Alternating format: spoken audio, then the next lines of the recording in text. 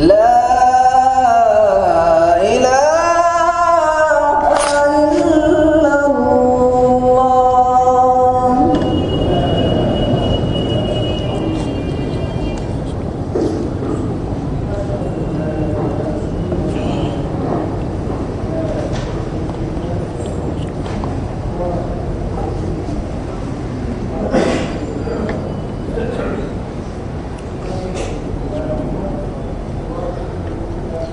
الحمد لله نحمده ونستعينه ونستغفره ونعوذ بالله من شرور أنفسنا ومن سيئات أعمالنا من يهده الله فلا مضل له ومن يضلل فلا هادي له وأشهد أن لا إله إلا الله وحده لا شريك له وأشهد أن محمدا عبده ورسوله. أما بعد فإن خير الحديث كتاب الله وخير الهدي هدي محمد صلى الله عليه وسلم وشر الأمور محدثاتها وكل محدثة بدعة وكل بدعة ضلالة وكل ضلالة في النار. فأعوذ بالله السميع العليم من الشيطان الرجيم. بسم الله الرحمن الرحيم. وأما بنعمة ربك فحدث. محترم سامعین کرام، بزرگان دین، نوجوانان ملت اسلامیہ اور خواتین اسلام، گزشتہ 2 جمعوں میں آپ حضرات کے سامنے قرآن و سنت کی بنیاد پر اتحاد و اتفاق، آپسی انتشار کو دور کرنے اور اسی طرح سے تمام کے تمام مسائل اور تمام کے تمام احکامات میں قرآن و سنت کی روشنی میں ایک جگہ پر اور ایک ساتھ یکجٹ ہونے کی فضیلت اور اس کی اہمیت سے متعلق گفتگو کی گئی تھی، اور یہ بھی وضاحت کی گئی تھی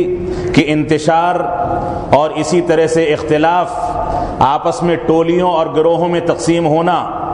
اور محض بعض فقہا یا بعض علماء کے اقوال کی بنیاد پر قرآن و سنت کی مخالفت کر کے ہم الگ الگ ٹولیوں میں بٹ جائیں، یہ مسلمانوں کی ناکامی اور شیطان کی پیروی اور اسی طرح سے قرآن و سنت کی سب سے بڑی دلیل ہے. لیکن بدقسمتی سے یہ مسلمانوں کا خاصہ بن گیا ہے. اللہ رب العالمین ہم کو آپس میں اتحاد پیدا کرنے کی توفیق عطا فرمائے، انتشار سے دور رہنے کی توفیق عطا فرمائے. مسلسل اسی موضوع پر خطبات چلنے چاہیے تھے اور اس بات کی وضاحت آنی چاہیے تھی کہ اس مقام کی اور اتحاد و اتفاق کی اور اس کی عظمت کی کیا اہمیت اور کیا فضیلت ہے. لیکن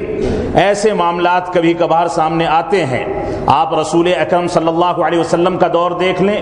صحابہ اکرام کے عہد مبارک کو دیکھ لیں. صحابہ اکرام کے دور کے بعد تابعین اعظام اور تبع تابعین، محدثین کرام، فقہائے کرام، سب کے ادوار کا مطالعہ کر لیں. ان لوگوں نے دنیا میں رہنے کے لیے، دنیا میں عظمت حاصل کرنے کے لیے، دنیا کے اندر غلبہ حاصل کرنے کے لیے، دوسروں پر برتری حاصل کرنے کے لیے ہمیشہ ان لوگوں نے ظلم کے خلاف آواز اٹھائی. دنیا سے امن و سلامتی دنیا کے اندر قائم کرنے اور بے چینی کو دور کرنے کے لیے ان لوگوں نے پوری جد و جہد کی. ان لوگوں نے ظلم کو ختم کرنے اور عدل و انصاف کو عام کرنے کے لیے سارے جتن کیے، ہر انداز کے وسائل اختیار کیے. رسول اکرم صلی اللہ علیہ وسلم نبی آخر الزماں سید الانبیاء جب مبعوث کیے گئے تو مکہ کی سرزمین کا انتخاب اور اسی طرح سے بچپن میں اللہ رب العالمین کی جانب سے آپ کی تربیت، آپ کے مبارک دل کو آب زمزم سے اور سونے کے برتن میں رکھ کر کے دھونا، اور اسی طرح سے 40 سال کی عمر میں غار حرا میں آپ کے اوپر جبریل امین کے ذریعے سے جو وحی آنی تھی، قرآن مجید کے نزول کی ابتدا ہونی تھی، اس کی تیاری کے لیے اللہ رب العالمین نے رسول اکرم صلی اللہ علیہ وسلم کا خصوصی اہتمام کیا. سارے خاندانوں میں سب سے افضل خاندان کے پروردہ، سارے گھرانوں میں سب سے افضل گھرانے کے پروردہ، اور اسی طرح سے ساری کی ساری دنیا کے سب سے افضل ترین شہر مکہ مکرمہ میں آپ کی پیدائش کا جو واقعہ پیش آیا، یہ حقیقت میں انسانیت کو اور پوری کی پوری دنیا کو ظلم و جور سے اور تاریکی سے نکال کر کے ایک نور اور روشنی دکھانے کا معاملہ تھا، جس کی ذمہ داری رسول اکرم صلی اللہ علیہ وسلم پر ڈالی گئی. آپ نے عربوں میں آنکھ کھولی، آپ نے عربوں میں دیکھا نبوت ملنے سے پہلے تک کہ کس انداز سے عرب وہاں پر اپنی بیٹیوں کو زندہ درگور کر دیتے ہیں، کس انداز سے وہاں درختوں کو پوجا جاتا ہے، کس انداز سے وہاں اپنی سے بڑی طاقتوں کو مقدس سمجھا جاتا ہے، کس انداز سے ظلم و جور کی داستان رقم کی جاتی ہے، یہ ساری کی ساری چیزیں رسول اکرم صلی اللہ علیہ وسلم نے دیکھی۔ وہاں پر ناچ گانے، زناکاری اور ساری کی ساری چیزیں، وہ ساری برائیاں جو عربوں میں رائج ہو چکی تھیں، ان کے خلاف رسول اکرم صلی اللہ علیہ وسلم کو کھڑا ہونا تھا۔ اس کے لیے اللہ رب العالمین نے آپ کو تیار کیا، تو رسول اکرم صلی اللہ علیہ وسلم نے اپنی نبوت کے بعد جب وَأَنذِرْ عَشِيرَتَكَ الْأَقْرَبِينَ اور اس سے پہلے کے مسائل اور اس کے بعد کے احکام و مسائل پر عمل پیرا ہوتے ہوئے عربوں کو ظلم و جور سے نکالنے کے لیے، تاریکی سے نکالنے کے لیے، روشنی پر لا کر کھڑا کرنے کے لیے، رشد و ہدایت کا راستہ دکھانے کے لیے رسول اکرم صلی اللہ علیہ وسلم نے پوری طاقت صرف کر دی۔ تو یہ اصل وہ تصور تھا کہ اس انسانیت کو ظلم و جور سے نکال کر کے امن و سلامتی، عدل و انصاف کی آزادی دی جائے۔ یہ انسانیت نکلے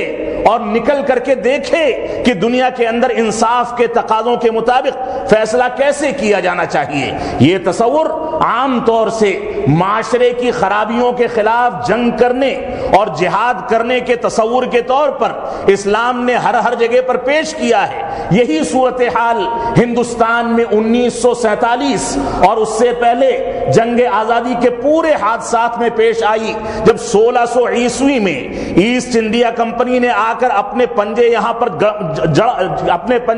گڑا دیے، اور اس کے بعد 1717 تک وہ اسی طرح سے کام کرتے رہے، اور 1717 عیسوی میں ان لوگوں نے بعض علاقوں پر قبضہ کر کے ہندوستان کے مختلف علاقوں میں بے چینی اور اسی طرح سے امن و سلامتی سے دور رہ کر زندگی گزارنا اور اسی طرح سے ظلم و جور کو عام کرنے کے لیے جو تدابیر اختیار کی، وہ پوری کی پوری تاریخ آج مسلمانوں کے سامنے ہونی چاہیے۔ اسی تاریخ کو ختم کرنے کے لیے، اسی ظلم و جور کو ختم کرنے کے لیے، انگریزوں کے ظلم و استبداد سے ہندوستان کے امن پسند ملک کو اور اسی طرح سے امن پسند انسانیت کو آزاد کرنے کے لیے علماء کرام نے عالم جہاد بلند کیا۔ 1717 میں ایسٹ انڈیا کمپنی کے بہانے سے جب انگریزوں نے قبضہ کر لیا، اور اس کے بعد 1757 کا موقع آیا جب لوگ اکتا گئے، اور 1757 میں مرشد آباد کے نواب سراج الدولہ نے وہاں انگریزوں کے خلاف عالم جہاد بلند کیا، جو جنگ آزادی کی پہلی تحریک تھی اور مسلمانوں نے اٹھائی تھی۔ اور اس کے بعد آپ دیکھیں 1799 کا واقعہ، جب ٹیپو سلطان نے سرنگا پٹنم کے اندر پوری کوشش کر کے انگریزوں کے خلاف عالم جہاد بلند کیا، اور اس کے بعد 1825 میں جو صورتحال ہوئی، تحریک شہیدین اٹھی، اور اس کے بعد 1857 سے لے کر 1947 تک مسلسل یہ تحریک چلتی رہی۔ اس تحریک کا بنیادی مقصد یہ تھا کہ ہندوستان جو وطن عزیز ہے، ہندوستان جس میں علم حدیث کی ایک تاریخ گزری ہے، ہندوستان جس میں علماء کرام کی ایک داستان ہے، ہندوستان جو ایک ایسا ملک ہے جو دوسرے ملکوں کے مد مقابل کسی بھی انداز سے کھڑا کیا جا سکتا ہے اور سب پر غلبہ حاصل کر سکتا ہے، اس ملک کی تہذیب کو، اس ملک کی امن و سلامتی کو، اس ملک کے اندر امن و چین قائم کرنے کے لیے علماء کرام نے پوری جدوجہد کی۔ اور یہ جدوجہد صرف اس مقصد سے کی گئی تھی کہ کفر کرنے والا، شرک کرنے والا انگریز، ظلم و جور کرنے والا انگریز جو دوسرے ملک سے آ کر کے یہاں پر خیانت کو پھیلا رہا ہے، ظلم و جور کو پھیلا رہا ہے، یہاں کے رہنے والوں کے لیے اس نے دائرہ تنگ کر دیا، ان لوگوں کے ظلم و جور سے اپنے ملک کو آزاد کر کے اور اسلامی تعلیمات کو عام کرنے کے نتیجے میں یہاں پر امن و سلامتی قائم کرنے کے لیے کون سی تدابیر کی جائیں۔ آج بہت سے لوگ ایسے ہیں جو یہ تعبیر پیش کرتے ہیں، اس انداز کا غلط پروپیگنڈا کرتے ہیں کہ ہندوستان کی جنگ آزادی کا تعلق دینداری سے نہیں ہے، جنگ آزادی کا تعلق محض سیاست سے ہے، لہذا مسجدوں کے ممبروں کو اس سے ناپاک نہ کیا جائے، مسجدوں میں یہ آواز نہ اٹھائی جائے۔ میں آج کھل کر کے کہنا چاہتا ہوں کہ یہ دینداری کا مسئلہ تھا، ہندوستان میں امن و سلامتی قائم کرنے کا مسئلہ تھا۔ اگر یہ دینداری کا مسئلہ نہ ہوتا تو 5 لاکھ سے 10 لاکھ علماء کرام اس میں شہید نہ کر دیے جاتے۔ اگر یہ دینداری کا مسئلہ نہ ہوتا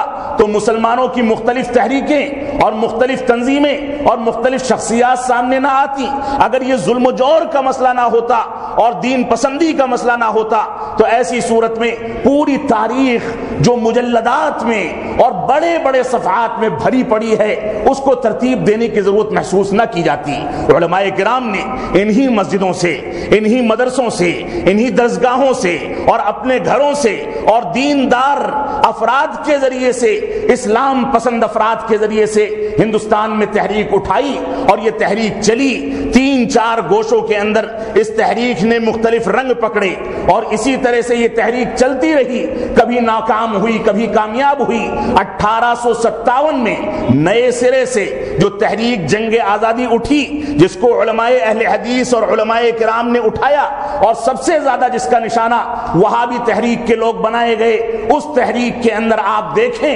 داستان کو پڑھیں، صرف ہماری داستان کو نہ پڑھیں، ہماری تاریخ کو نہ پڑھیں، انگریزوں نے جو تاریخ مرتب کی ہے اس کا بھی مطالعہ کریں، بریلویوں نے جو تاریخ مرتب کی ہے اس کا بھی مطالعہ کریں، جو انصاف پسند دوسرے مسالک کے لوگ ہیں، مورخین ہیں، اس کا بھی مطالعہ کریں۔ آپ دیکھیں، ایک مورخ لکھتا ہے صرف 1857 میں انگریزوں کے خلاف جو بغاوت کی گئی اس میں کم و بیش 25,000 مسلمانوں کو پھانسیاں دے دی گئی۔ ایک سال کے اندر 25,000 مسلمان پھانسی کے بھیٹ چڑھا دیے گئے، ان کو شہید کر دیا گیا۔ بے شمار حقائق ہیں، میں اختصار کے ساتھ چند چیزیں آپ کے سامنے رکھنا چاہتا ہوں۔ تو 1600 عیسوی میں ایسٹ انڈیا کمپنی کا یہاں آنا اور اس کے بعد شاہ جہاں کے دور میں اس کا پیر پھیلانا، شاہ جہاں سے صرف اس بنیاد پر قربت حاصل کرنا کہ ان کے علاج کے لیے انگریزوں نے بندوبست کیا اور بادشاہی مزاج ہوتا ہے، ملوکی مزاج ہوتا ہے، انہوں نے انعام کے طور پر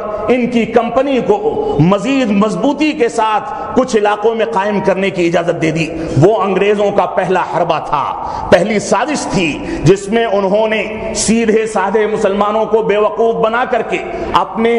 پنجوں کو یہاں جمانے کی کوشش کی، اور اس کے بعد 1717 میں ایسٹ انڈیا کمپنی کے بہانے سے جو انگریز یہاں پر آئے، یہاں پر بسے اور یہاں پر رہنے لگے، یہاں کے واسی بن گئے، ان لوگوں نے مختلف علاقوں میں مسلمانوں کے خلاف اور ہندوستانیوں کے خلاف تحریک چھیڑ کر کے کچھ علاقوں پر قبضہ کر لیا۔ پھر 1757 میں چنگاری ابھری اور چنگاری اٹھنے کی صورت میں 1757 میں تحریک چلی۔ 1757 کے بعد نئے سرے سے تحریک 1799 میں چلی، 1825 میں چلی، 1857 میں چلی، اور اس کے بعد 1847 سے لے کر 1947 تک پوری ایک صدی کے ساتھ اس نے ایسا زور پکڑا کہ جس کا تصور اور جس کا مکمل ترجمانی جس کی پیش ہی نہیں کی جا سکتی۔ تو جنگ آزادی یہ ہمارے مذہب کا اور اسی طرح سے ہمارے مسلک کا، ہماری تاریخ کا ایک حصہ ہے۔ ہم اپنے بزرگوں کی تاریخ کو یاد نہیں کریں گے تو ایسی صورت میں کون کرے گا؟ اس وجہ سے یہ فتوی بازیاں بند کی جائیں کہ مسجدوں کو ان کے لیے استعمال نہ کیا جائے، یہ فتوی بازیاں بند کی جائیں کہ اس انداز کی تحریک میں اور وطن کی آزادی کی تحریک اور تقریب میں حصہ لینا یہ کفریہ عمل ہے۔ بعض سعودی عرب کے فتووں سے جو قومی دن کے بارے میں ہیں ان سے استدلال کر کے ہندوستان کی جنگ آزادی پر استدلال کرتے ہوئے حرمت کا فیصلہ لگانا یا ناجائز ہونے کا فیصلہ لگانا، یہ ساری کی ساری چیزیں ناسمجھی ہیں۔ آپ ان علماء کرام کو پڑھیں جنہوں نے ہندوستان جیسے اقلیتی ملک کے اندر اقلیات کے لیے بعض تقریبات کی گنجائش نکال کر کے ان کے لیے اتنی اجازت دی ہے کہ اپنی تاریخ کے احیاء کے لیے یا بعض ملکی تقریبات اگرچہ عام طریقے سے کسی اسلامی ملک میں اس کو منایا جائے تو وہ بدعت میں شامل ہوتی ہیں، لیکن اقلیات اپنے ملکوں کے اندر اس کو آزادی کے ساتھ منا سکتے ہیں، وہ بدعت میں شامل نہیں ہے بلکہ وہ اقلیات کی ضرورت ہے۔ اس وجہ سے آج کے دور میں اگر ایسے عناصر ہمارے درمیان موجود ہیں تو ان کو اپنے ذہنوں کو صحیح کرنا ہوگا۔ تو یہ تحریکیں جس بھی دور میں اٹھیں، ان تحریکوں میں مسلمان پیش رہے، اور اس کے بعد جو داستان ہے اس داستان کے چند اوراق میں آپ کے سامنے ذکر کرنا چاہتا ہوں، تھوڑی سی تاریخ ذکر کرنا چاہتا ہوں۔ اللہ رب العالمین ہم کو تاریخ کے ساتھ ناانصافی کرنے سے بچائے۔ بدقسمتی کیا ہے؟ بدقسمتی یہ ہے کہ انگریز گیا اور جاتے جاتے بہت سارے داغ دے گیا، انگریز گیا اور جاتے جاتے بہت سارے زخم دے گیا۔ اس نے کشمیر کا قضیہ چھوڑ دیا، اس نے ہندوستان اور پاکستان کو مذہبی تفریق کی بنیاد پر الگ الگ کرا دیا، اس نے قومی تفریق کی بنیاد پر ایسے شوشے چھوڑ دیے کہ پاکستان سے بنگالی افراد الگ ہو کر بنگلہ دیش قائم کر لیں۔ اس بنیاد پر ایک ملک جو پوری دنیا کی قیادت کر سکتا تھا، ایک ملک جس کے رہنے والے، جس کے عظیم ذہن، جس کے رہنے والے اتنے سوچ سمجھ والے تھے، اتنے فہم و دانش والے تھے کہ وہ ساری دنیا پر حکومت کر سکتے تھے، لیکن ان لوگوں نے یہاں ڈیوائیڈ پیدا کر کے، تفریق پیدا کر کے، مذہبی بنیاد پر، برادری کی بنیاد پر، علاقائیت کی بنیاد پر اور برادریوں کی بنیاد پر یہاں پر تفریق پیدا کر دی۔ لیکن وہ تفریق جو انگریزوں نے پیدا کی تھی اور جس تحریک کے لیے، تحریک آزادی کے لیے ہمارے علماء کرام نے بھرپور حصہ لے کر اپنا خون بہایا تھا، اپنا خون اور پسینہ ایک کیا تھا، سارے کے سارے جتن کیے تھے، وہ سارے کے سارے لوگ قربانیاں دے کر گزر گئے، لیکن ہم نے یہ نہ سمجھی کی کہ وہ غلامی کی زندگی جو انگریزوں کے دور میں ہمارے ذہنوں پر مسلط کر دی گئی، وہ آج بھی ہمارے ہندوستان کے اندر موجود ہے۔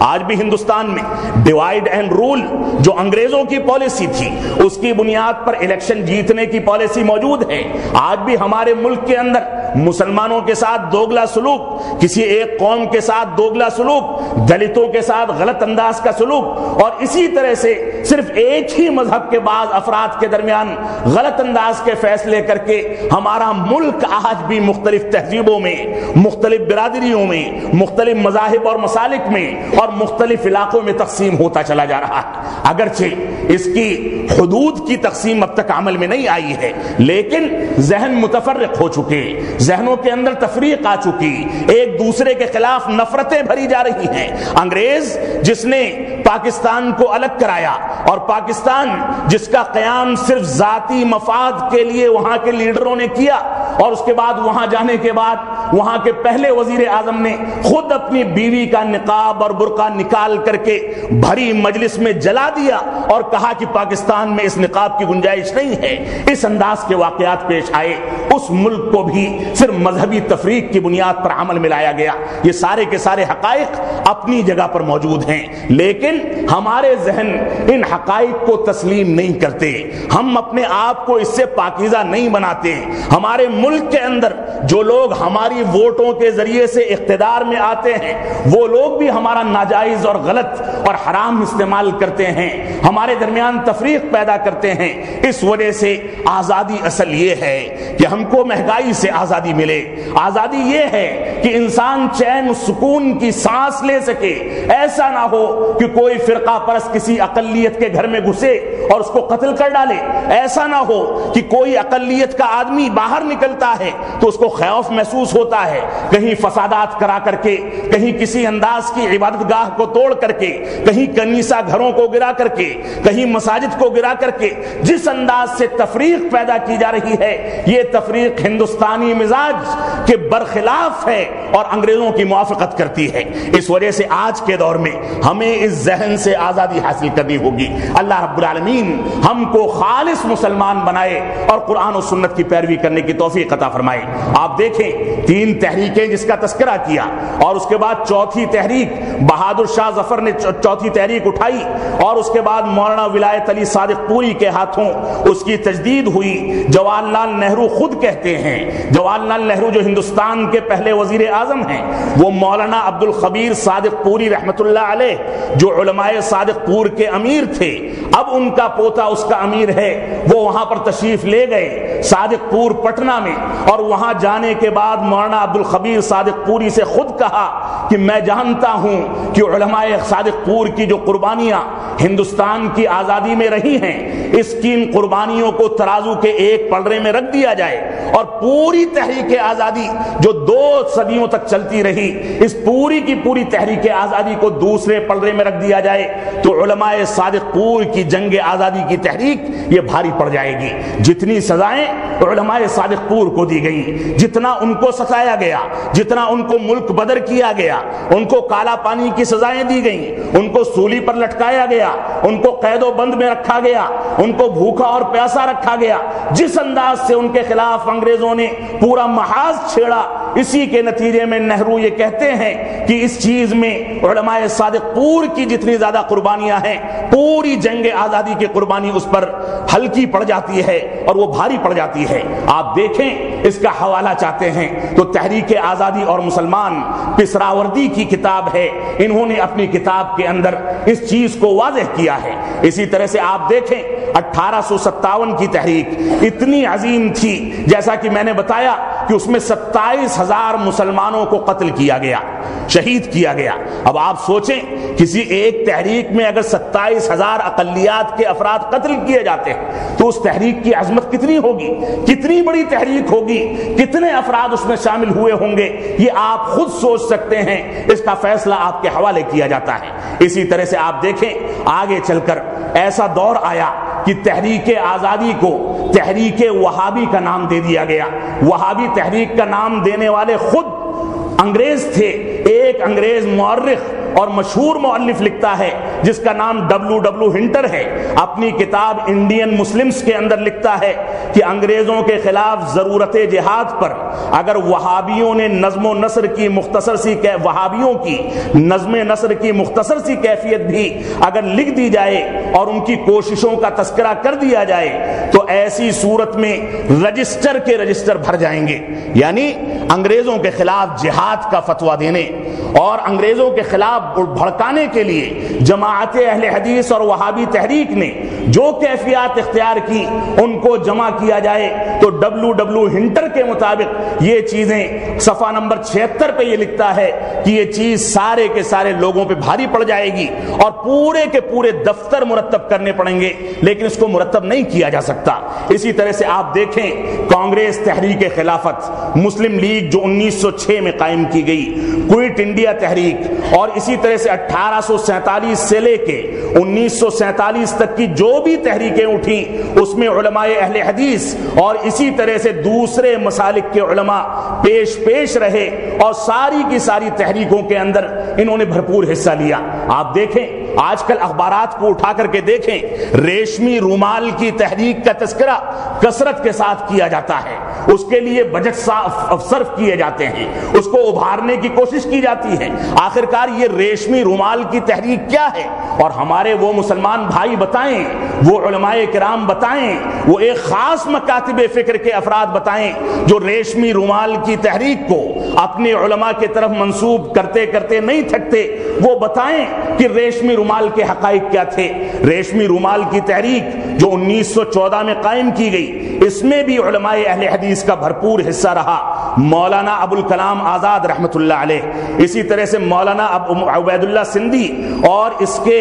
دوسرے علماء اہل حدیث اس کے بانیوں میں سے تھے۔ آپ دیکھیں تحریک شیخ الہند کی صفحہ نمبر 18 پر، اسی طرح سے مولانا ابراہیم سیال کوٹی، مولانا عبداللہ غازی پوری اس میں پیش رہے۔ تحریک احرار ہو، تحریک خلافت ہو، جمعیت العلماء ہو، یہ ساری کی ساری تحریکیں جو انگریزوں کے خلاف کھڑی ہوئیں، ان تحریکوں کے مؤسسین میں، اس کے بانیوں میں جماعت اہل حدیث کے علماء اکرام کو سب سے زیادہ آگے پائیں گے آپ۔ میں اس بات کو ذکر نہیں کرنا چاہتا، میں اس بات کو نہیں ابھارنا چاہتا، میں یہ نہیں کہنا چاہتا کہ اس منبر سے کسی ایک خاص مکتب فکر کا تذکرہ کیا جائے اور دوسرے لوگوں کے دل کو ٹھیس پہنچائی جائے، لیکن کیا یہ حقیقت نہیں ہے کہ تحریک آزادی میں جتنی ناانصافی علماء اہل حدیث کو نظر انداز کر کے مسلسل طور پر آڈیوز میں، ویڈیوز میں، سوشل میڈیا پر، اخبارات میں، کتابوں میں جس انداز سے ناانصافی کی جا رہی ہے، آخر کون سے اسباب ہیں کہ ہم خاموش ہو سکیں، ہم اپنی تاریخ کو زندہ نہ کریں، ہم اپنی تاریخ کا تذکرہ نہ کریں؟ اس وجہ سے میں مجبور ہوں کہ یہاں پر کسی خاص مکتب فکر یا کسی خاص مسلک کا تذکرہ کروں، اور یہ میرا حق ہے۔ اللہ رب العالمین مجھ کو اور سب کو اس میں ثابت قدمی عطا فرمائے۔ آپ دیکھیں کہ تحریک احرار ہو، جمعیت العلماء کی تحریک ہو، یا اسی طرح سے انگریزوں نے مسلمانوں کے خلاف بالخصوص جو 5 بڑے مقدمے چلائے، جو پہلا مقدمہ 1860 میں، دوسرا مقدمہ 1865 میں، تیسرا مقدمہ 1887 میں، اور چوتھا مقدمہ 1870 میں، اور اسی طرح سے 5واں مقدمہ 1871 میں، یہ سارے کے سارے مقدمے یہ 1860 سے لے کر کے 1871 تک جو مقدمات چلے، ان سارے کے سارے مقدمات میں مختلف علماء کرام جو مختلف مکاتب فکر کے تھے، ان کو نشانہ بنایا گیا، انہی کو نشانہ بنا کر کے ان کو جیل کی سلاخوں کے پیچھے ڈالا گیا۔ اور بالخصوص چوتھا مقدمہ جو 1870 میں ہوا، اس مقدمے کو یہ کہا جاتا ہے کہ یہ تحریک کا ایک بڑا مقدمہ تھا، جس میں بالخصوص وہابی تحریک کے خلاف انگریزوں نے آواز اٹھائی۔ 5واں مقدمہ جو 1871 میں اٹھا، یہ 19ویں صدی کا سب سے بڑا مقدمہ تھا، اور اس کے بارے میں مؤرخین لکھتے ہیں اور خود انگریزوں نے اس بات کا تذکرہ کیا ہے کہ اس مقدمے کا نام بہتر یہ ہے کہ بڑا وہابی مقدمہ اس کو کہہ دیا جائے۔ وہابی تحریک کے خلاف اس مقدمے کو قائم کیا گیا، اور اسی نام سے آگے چل کر کے یہ مشہور ہوا۔ اسی طرح سے آپ دیکھیں، تحریک وہابی کو ختم کرنے کے لیے 1857 میں 36 مہمیں چلائی گئیں انگریزوں کی جانب سے، صرف تحریک وہابی کے خلاف لوگوں کو کھڑا کرنے کے لیے۔ آپ دیکھیں میاں نذیر حسین محدث دہلوی جو ہندوستان کے بڑے علماء کرام میں گزرے ہیں، جن کے ہاتھ پر 22 لاکھ شاگردوں نے علم حدیث حاصل کیا، جو میاں نذیر حسین محدث دہلوی جن کی مسجد نذیریہ آج بھی دہلی کے پرانے علاقوں میں موجود ہے، ان کے ہاتھ پر 22 لاکھ علماء کرام نے علم حدیث حاصل کیا۔ امریکی ممالک ہوں، جاپان ہو، افریقی ممالک ہوں، عرب ممالک ہوں، ہر جگہ پر قرآن و سنت کے حاملین کی جو تنظیمیں قائم کی گئیں، وہ یا تو ان کے شاگردوں نے قائم کی یا ان کے شاگردوں کے شاگردوں نے قائم کی۔ میاں نذیر حسین محدث دہلوی وہ ایک مجاہد آزادی، ایسے مجاہد آزادی ہیں جن کو آج حسد اور جلن کی بنیاد پر سب سے زیادہ نشانہ بنایا جاتا ہے۔ انہوں نے انگریزوں کے خلاف سب سے پہلے فتویٰ جاری کیا کہ انگریزوں کے خلاف جہاد کرنا ہر مسلمان پر واجب ہے۔ آپ دیکھیں 1805 میں ان کی ولادت ہوئی اور 1902 میں ان کی وفات ہوئی۔ پرانی دہلی ریلوے اسٹیشن پر کلی کا کام کرتے تھے رات کے وقت میں، اس سے جو کمائی ہوتی تھی اسی کے ذریعے سے دن بھر کا خرچ چلتا تھا۔ یہ لوگ تھے جنہوں نے ملک کے لیے، ملک میں امن و سلامتی قائم کرنے کے لیے قربانیاں پیش کی، اور اسی فتوے کے نتیجے میں ان کو راول پنڈی میں قید خانے میں ڈال دیا گیا اور ان کو قید و بند کی زندگی گزارنی پڑی۔ آپ پوری داستان کو پڑھیں، آپ دیکھیں کہ علماء اہل حدیث کے ایک قاصد نے جب انگریزوں کے پاس اس کی مخبری کر دی گئی اور اس کے بارے میں یہ بتا دیا گیا کہ ایک قاصد کچھ پیغامات اور کچھ مالیات لے کر کے علماء اہل حدیث کے پاس جا رہا ہے، انگریزوں نے چوکیاں تعینات کر دی اور چوکیوں پہ چوکسی بڑھا دی۔ اس کو جب پتا چلا تو اس نے اپنے پیر میں اور اپنے جوتے میں لگے ہوئے چھپے ہوئے خنجر کو نکال کر کے اپنی آنکھ نکال کر کے پھینک دی اور اپنی علامت تبدیل کر دی، تاکہ اس کے سارے سیکریٹس اور سارے پیغامات، سارا مالیات علماء تک پہنچ سکے۔ اس انداز کی قربانیاں پیش کی ہیں۔ یہ ایک چھوٹی سی مثال ہے۔ عین عید الفطر کے دن علماء صادق پور کے محلوں پر، ان کے مکانوں پر، ان کے کھیتی باڑی پر، اور اسی طرح سے ان کے گھرانے پر بلڈوزر چلا دیے انگریزوں نے، یہ بھی اس کی ایک حقیقت ہے۔ تارا چند کی کتاب کو پڑھیں آپ، اس نے انصاف کے ساتھ یہ لکھا ہے کہ صرف جماعت اہل حدیث کے 5 لاکھ علماء کرام جنگ آزادی میں قتل کیے گئے۔ میاں نذیر حسین محدث دہلوی، سید حیدر علی لامپوری، مولوی کرامت علی جون پوری، ابراہیم آروی، عبد الوہاب آروی، عبد العزیز رحیم آبادی، عبد الخبیر صادق پوری، ولایت علی صادق پوری، عنایت علی صادق پوری، شیخ الاسلام علامہ امرتسری رحمۃ اللہ علیہ، امیر المجاہدین فضل الہی وزیر آبادی، حافظ عبداللہ غازی پوری، مولانا ابوالکلام آزاد، مولانا داؤد غزنوی، مولانا محمود الحسن، محمد علی جوہر، حکیم اجمل خان، مولانا ظفر علی خان، نواب لیاقت علی خان، مولانا عبید اللہ احرار، اور اس کے علاوہ بے شمار علماء کرام ہیں جن کا تعلق مختلف مکاتب فکر کے افراد سے ہے۔ ان لوگوں نے انگریزوں کے دانت کھٹے کیے اور ہندوستان کو آزاد کرنے کے لیے پوری تگودو کی اور پوری جدوجہد کر کے ہندوستان کے اندر امن و سلامتی قائم ہوئی۔ ہندوستان انگریزوں کے ظلم و استبداد سے، ظلم و جور سے آزاد ہوا۔ اس طرح سے ہندوستان کے اندر آزادی پیش کی گئی۔ آپ دیکھیں علماء صادق پور کے کارناموں کو، سید احمد شہید کو دیکھیں، شاہ اسماعیل شہید کو دیکھیں، آپ دیکھیں تذکرہ صادقہ کو پڑھیں۔ مولانا عبد الرحیم عظیم آبادی کی کتاب جو اسیر کالا پانی ہے، وہ یہ کہتے ہیں کہ جن کوٹریوں میں ان لوگوں کو بند کیا جاتا تھا وہ 5 فٹ لمبی اور 4 فٹ چوڑی ہوتی تھی۔ 24 گھنٹے میں ایک مرتبہ دروازہ کھلتا تھا،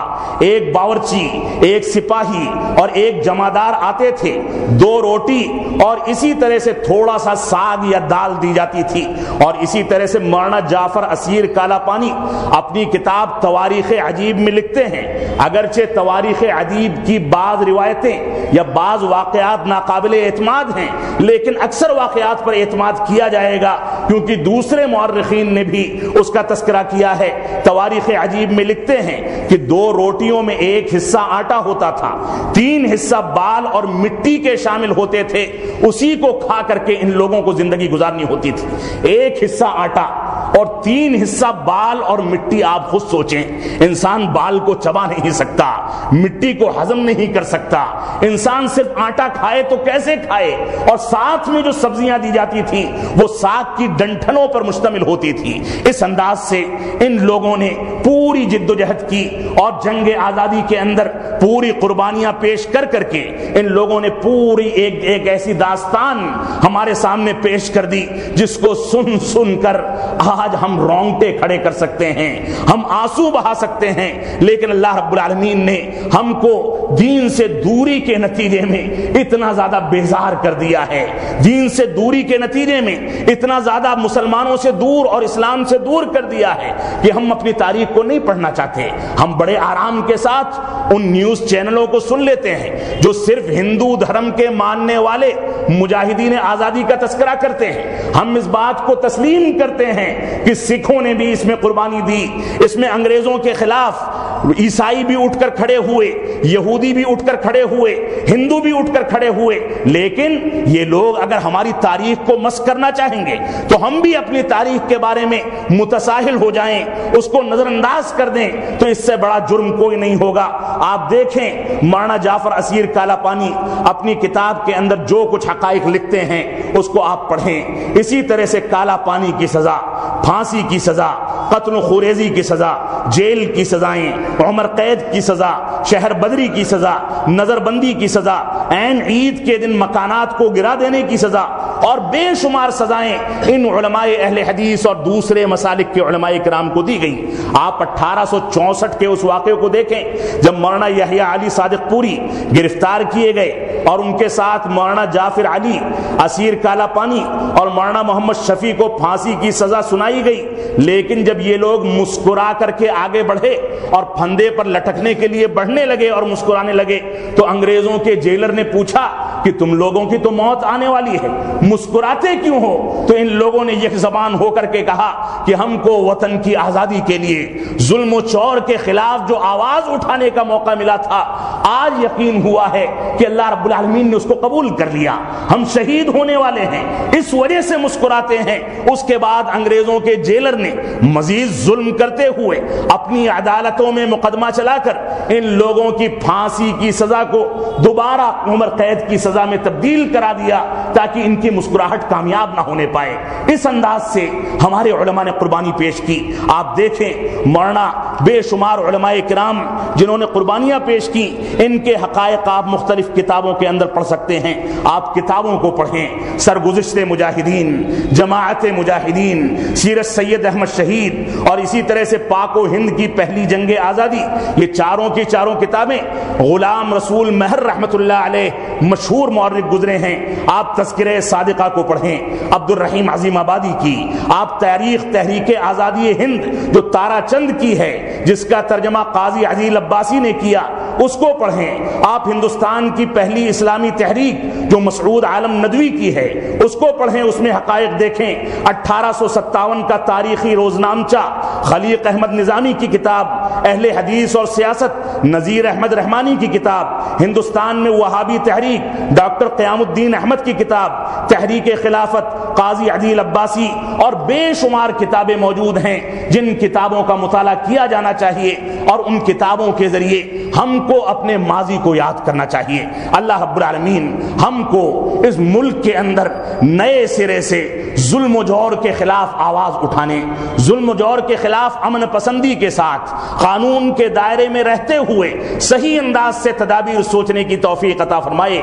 وہ مسلمان جنہوں نے ملک کو انگریزوں کے ظلم و جور سے آزاد کیا تھا، آج دلتوں کے اوپر جو ظلم ہو رہے ہیں، آج اقلیات کے اوپر جو ظلم ہو رہے ہیں، آج جو عبادت گاہیں گرائی جا رہی ہیں، انہی مسلمانوں کے ذریعے سے توقع ہے کہ اگر ان مسلمانوں نے اتحاد و اتفاق پیدا کر لیا، قرآن و سنت کی تعبیرات کو سمجھ لیا، قرآن و سنت کو اپنا لیا، قرآن و سنت کی پیروی کرنے لگے، اور اس کی بنیاد پر اگر انہوں نے گروہوں میں تبدیل ہونے کے بجائے آپس میں اتحاد پیدا کر لیا، یا کم از کم موجودہ ملکی حالات میں مسلمان سیاسی لحاظ سے متحد ہو سکے، تو ایسی صورت میں یہ توقع کی جا سکتی ہے کہ کم سے کم ظلم و جور کرنے والی پارٹیوں کو منتخب کر کے یہ ہندوستان میں لائیں گے، اقتدار میں لائیں گے، اور ان کے ذریعے سے جو تدابیر کی جائیں گی اس کے ذریعے سے ملک بچ سکے گا۔ ملک کے اوپر پوری دنیا میں جس انداز سے یہاں کے واقعات بیان کر کر کے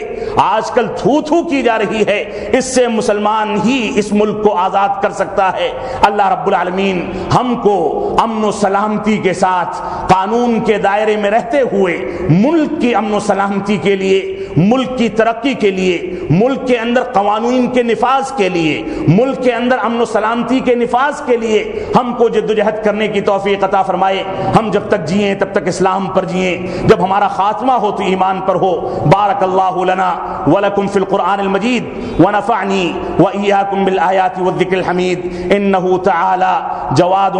کریم ملک بر الرؤوف الرحیم۔